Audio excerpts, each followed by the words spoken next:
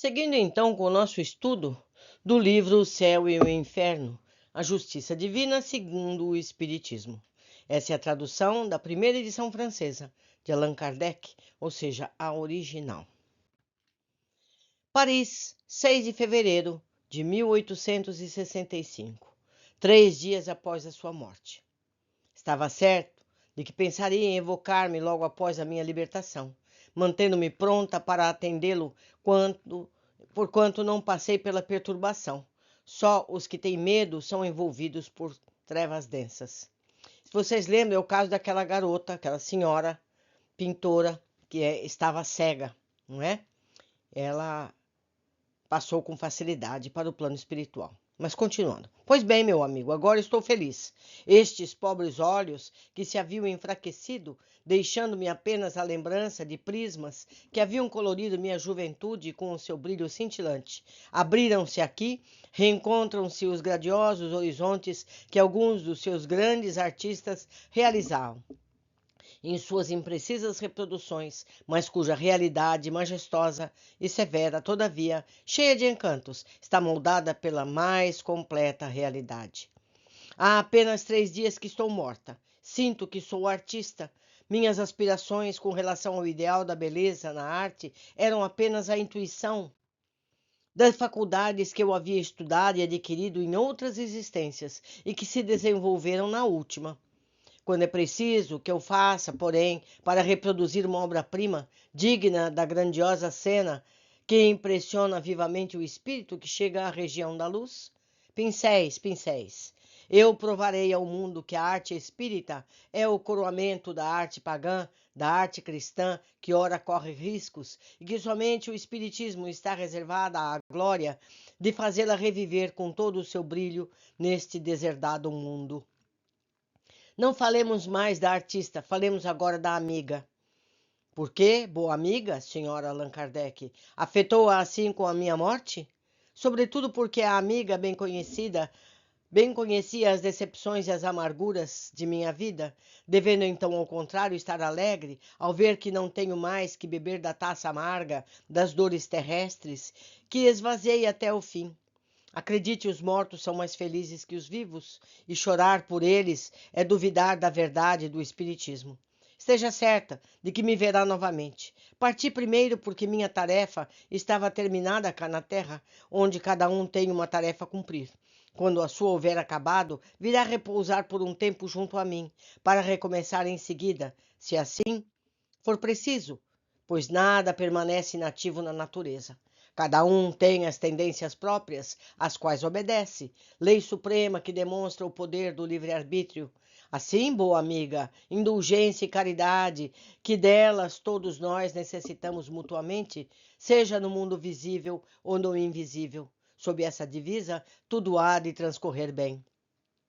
Ainda que não fosse pedir que me interrompesse, saiba que é a primeira vez que falo tão longamente há muito tempo. Assim sendo, deixo agora para falar com meu distinto amigo, Sr. Kardec.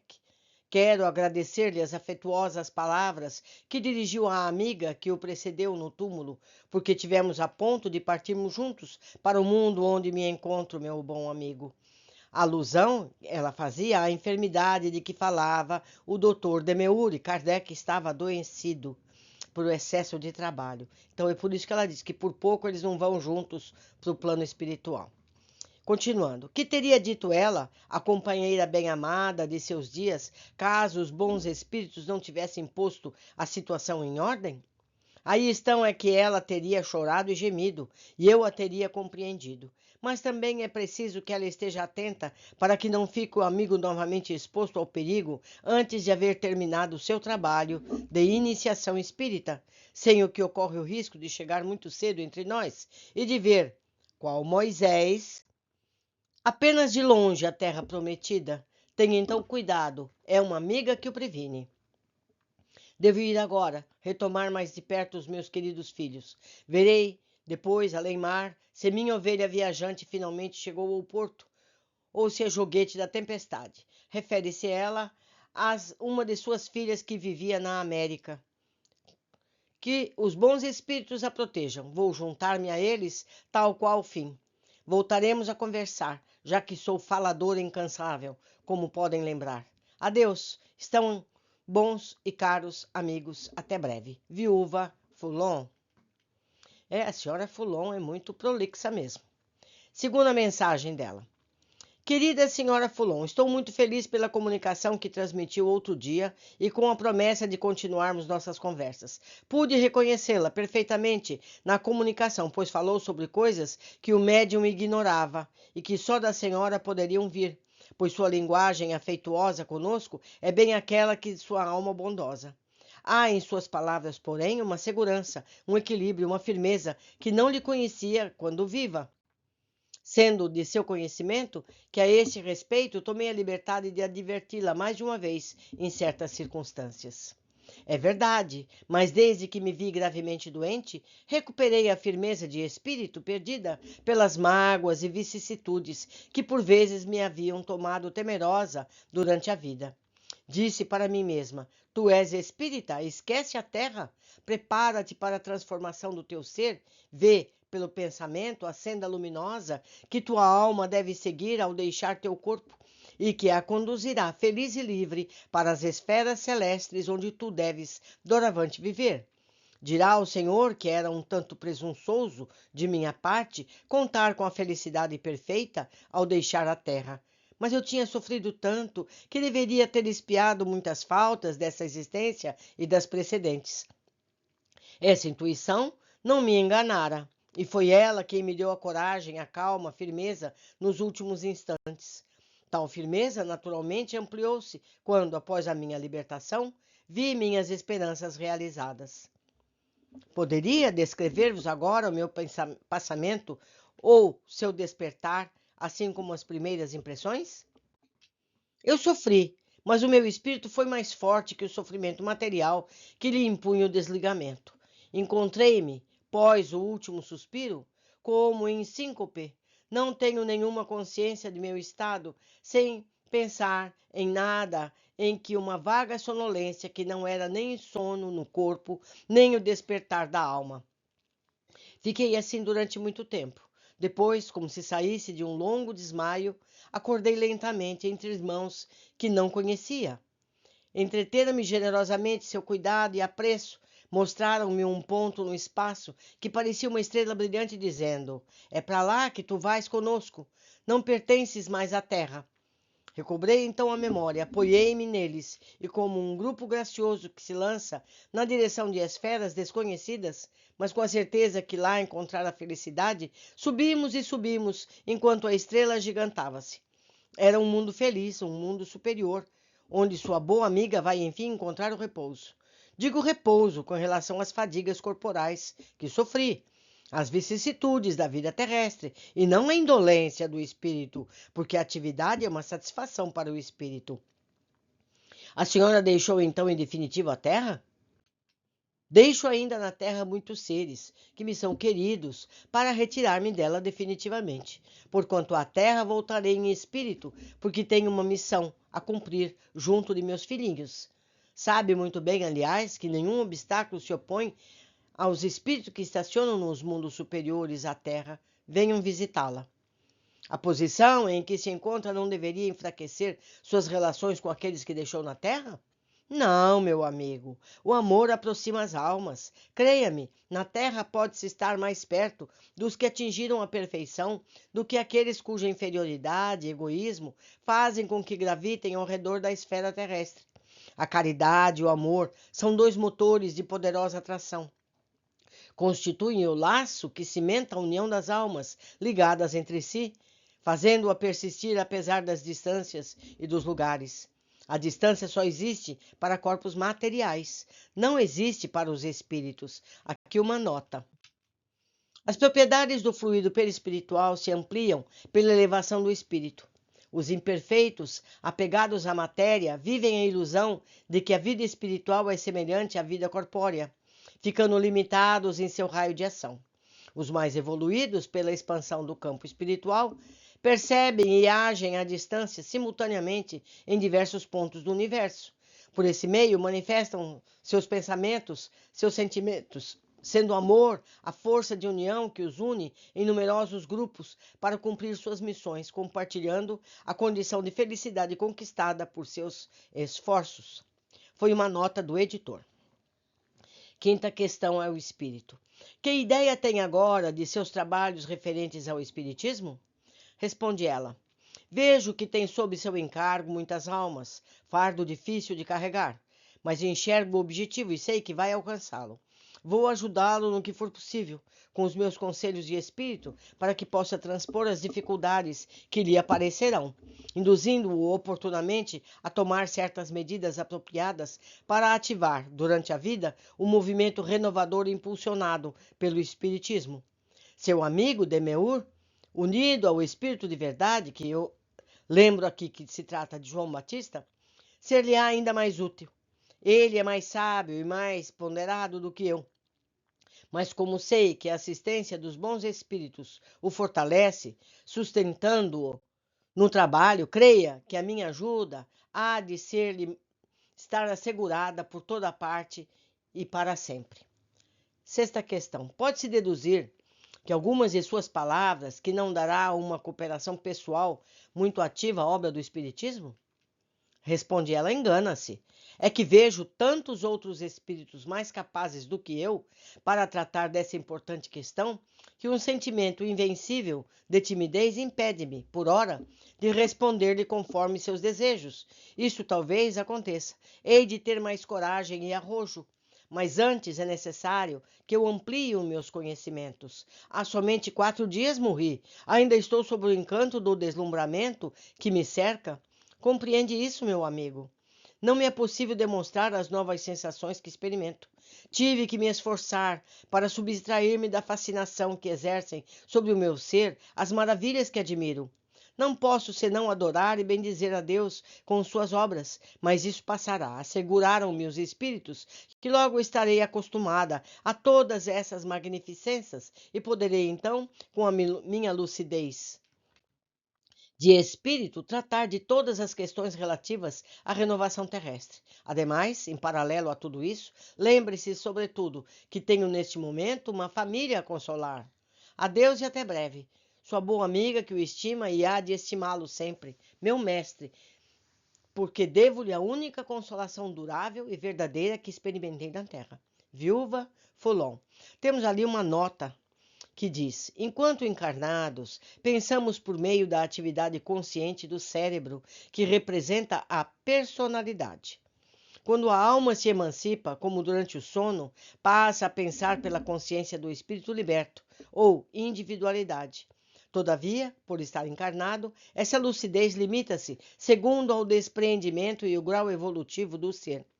Após a perturbação da morte, a lucidez das ideias e a memória do passado lhes voltam, à medida que se apaga a influência da matéria que ela acaba de abandonar, e à medida que se dissipa a espécie de névoa que lhe obscurece os pensamentos. Isso está no Livro dos Espíritos, na questão 165. A lucidez do espírito reside em todo o seu ser. Abrange simultaneamente o espaço, os tempos, as coisas, lucidez para a qual não há trevas nem obstáculos materiais. No espírito, como a faculdade de ver constitui um atributo seu, abstração feita de qualquer agente exterior, a visão independe da luz. Item 247. Foi a nota do editor. Continuando a leitura, a comunicação a seguir foi destinada aos seus filhos, sendo recebida no dia 9 de fevereiro de 1865. Diz ela aos filhos: meus filhos muito amados, retirou-me Deus de perto de vós, mas a recompensa que ele bondosamente concedeu-me é bem maior que pouco que fiz na terra. Resignai-vos, queridos filhos, às vontades do Altíssimo. Tirai de tudo que ele permitiu vos fosse dado a força para suportar as provações da vida. Deveis manter sempre firme o coração nessa crença, que tanto facilitou a minha passagem da vida terrena para a vida que nos espera quando deixamos esse mundo. Após a minha morte, Deus estendeu sobre mim a sua infinita bondade, como fez quando eu estava sobre a terra. Agradecei a Deus por todas as benesses que vos concede. Bendizei-o, meus filhos, bendizei-o sempre e em todos os instantes. Não percais jamais de vista o objetivo que vos foi indicado, nem o caminho que tendes a seguir. Meditai sobre a utilização que deveis dar ao tempo que Deus vos concede sobre a terra. Sereis então felizes, meus bem-amados. Felizes uns pelos outros, se a união reinar entre vós. Felizes por vossos filhos e vos guiardes ao bom caminho, aquele que Deus permitiu vos fosse revelado. Ah, ainda não possais enxergar-me. Sabeis que o laço que aí nos unia não se desfez nem com a morte do corpo, uma vez que não era esse invólucro que nos ligava, mas o espírito. Por meio dele, meus bens amados, é que poderei, pela vontade do Todo-Poderoso, guiar-vos ainda, encorajar-vos em vossa jornada, para tornarmos a nos unir mais tarde. Cultivai amorosamente, pois, meus filhos, essa crença sublime. Belos dias serão reservados a vós, que credes. Já vos foi dito isso, mas eu não havia de ver esses dias sobre a terra. E do alto, que julgarei os tempos ditosos prometidos por Deus, de bondade, justiça e misericórdia. Não choreis, meus filhos, que essas comunicações fortaleçam nossa fé e vosso amor a Deus, que tantos dons tem derramado sobre vós e tantas vezes socorreu vossa mãe. Orai sempre a Deus, a prece fortalece. A vida que Deus nos concede, adequai-a às instruções que eu seguia com ardor. Voltarei, meus filhos, mas é preciso que eu auxilie minha pobre filha, que tanto de mim precisa agora. Adeus e até breve. Crede na bondade do Todo-Poderoso. Rogo a Ele por vós. Adeus. Viúva Folon. Tem uma nota aqui. Todo espírita sério, esclarecido, facilmente tirará dessas comunicações os ensinamentos que se destacam nelas. Chamaremos a atenção apenas a 2 pontos, portanto. O primeiro é que esse exemplo nos mostra a possibilidade de não mais encarnarmos na Terra, passado deste mundo para um outro superior, sem por isso ficarmos separados dos seres a quem temos afeição e que aqui deixamos. Assim, aqueles que temem a reencarnação por causa das misérias da vida, podem delas livrar-se fazendo o que é preciso, ou seja, trabalhando para o próprio aperfeiçoamento. Assim como aquele que não quer estacionar nas classes inferiores, deve buscar instruir-se e trabalhar para subir de grau. O segundo ponto é a confirmação da verdade de que após a morte estamos menos separados dos seres que nos são caros do que durante a vida. A senhora Foulon, confinada pela idade e pela doença a uma pequena cidade do sul, tinha junto daquela apenas uma parte de sua família, estando a maioria de seus filhos, de seus amigos, espalhados por lugares distantes. Obstáculos materiais impediam-na de vê-los tão frequentemente quanto uns e outros desejavam. A grande distância tornava a correspondência infrequente, difícil para alguns. Logo que se libertou do seu invólucro terrestre, pôde rapidamente dirigir-se a cada um deles, transpondo as distâncias sem fadigar-se, com rapidez da eletricidade. Ela os vê, assiste às suas reuniões íntimas, envolve-os em sua proteção e pode, por intermédio da mediunidade, conversar com eles a qualquer instante, como quando viva, e dizer que esse pensamento consolador há quem prefira a ideia de uma separação eterna. Outra comunicação. Um médico russo. O senhor P, escondido aqui a personalidade, era médico em Moscou, tão ilustre por suas eminentes qualidades morais quanto por seu saber. O médium que o evocou apenas pela reputação o conhecia, tendo mantido com ele relações indiretas somente. A comunicação original foi em russo. Olhem só, foi em russo. Após a evocação desse médico, ele diz: o senhor se encontra aqui? Respondi ele: sim. No dia de minha morte, eu o acompanhei de maneira ininterrupta, mas o senhor resistiu a todas as tentativas que fiz para fazê-lo escrever. Havia escutado suas palavras a meu respeito, e isso fez com que viesse conhecê-lo. Desejei então que conversássemos, de modo a ser mais útil. Questão 2. Por que o senhor, que foi tão bom, sofreu tanto assim? Respondi ele: foi uma graça do Senhor, que desejou por esse meio fazer-me apreciar duplamente o valor da minha libertação e fazer também com que eu me adiantasse o mais possível aqui na terra. Terceira questão: a ideia da morte causou-lhe terror? Não, disse ele, eu tinha fé em Deus o bastante para que tal não pudesse acontecer. Questão 4. O desprendimento foi doloroso? Não. O que chama de últimos momentos não é nada. Experimentei apenas um abalo muito curto e logo depois senti-me muito feliz por estar livre da minha miserável carcaça. O que aconteceu então? Eu tive a alegria de ver muitos amigos virem ao meu encontro dando-me as boas-vindas, especialmente aqueles a quem eu tive a satisfação de ajudar. Que região habita? Estais em algum planeta?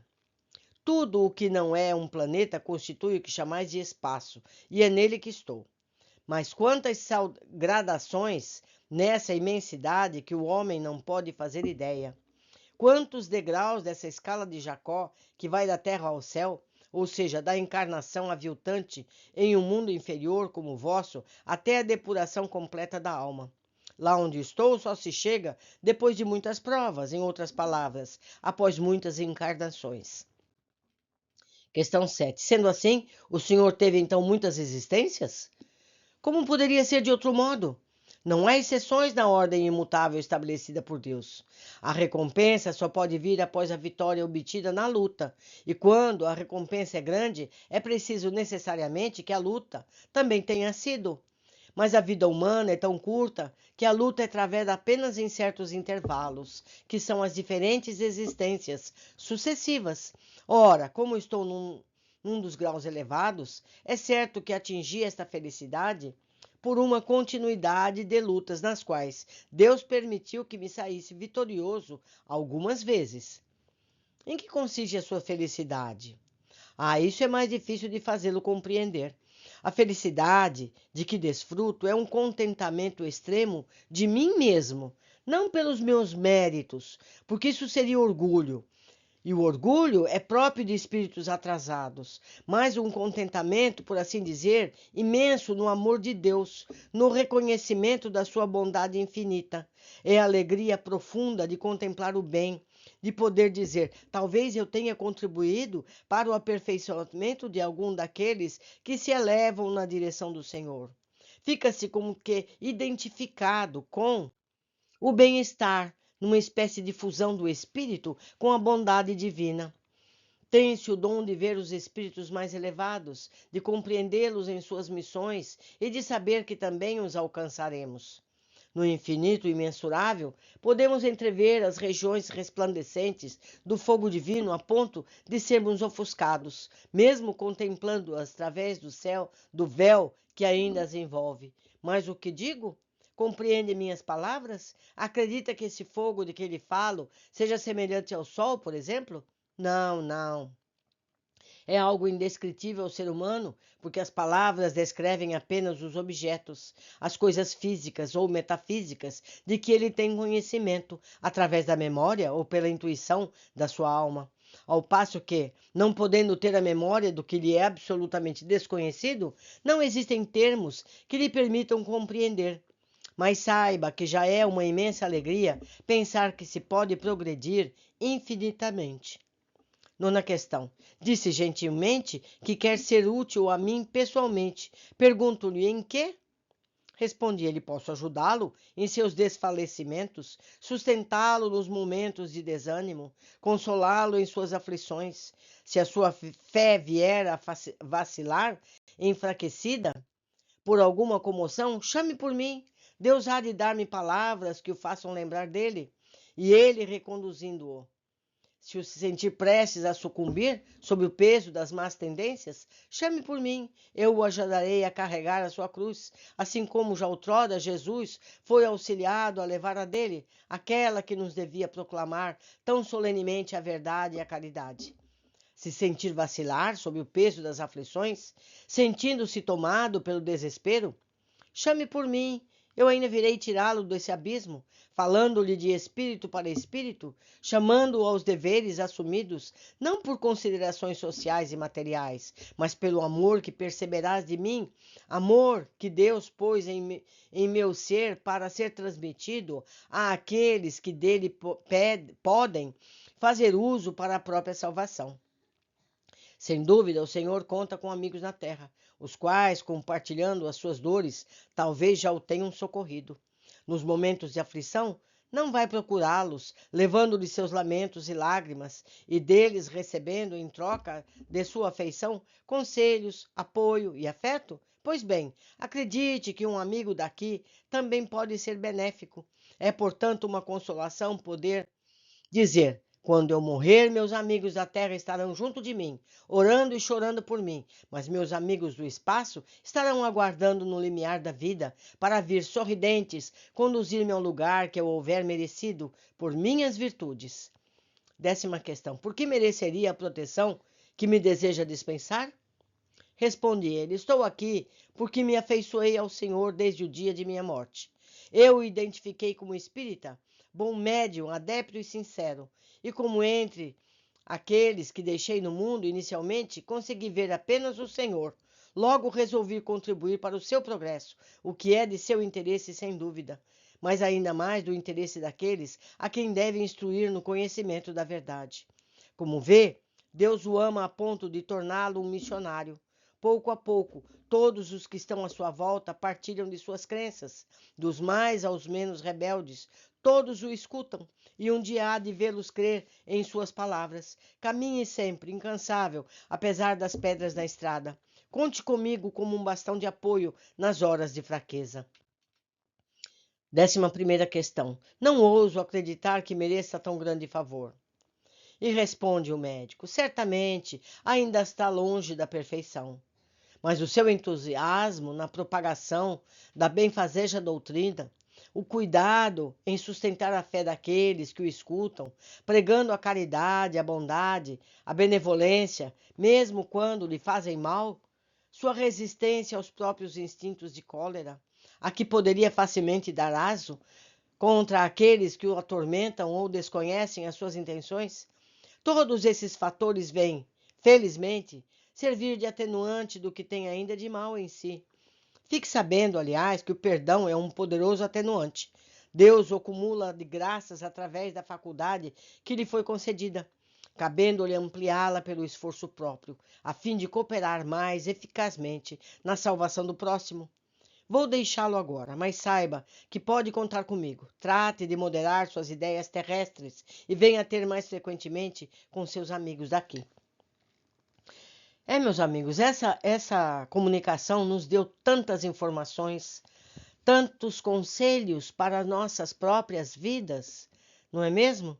Nós temos amigos nos planos espirituais que nos ajudam incansavelmente, não é verdade? Vamos confiar mais. Por hoje ficamos por aqui. Aguardo todos na sequência de nossa leitura. Abraços!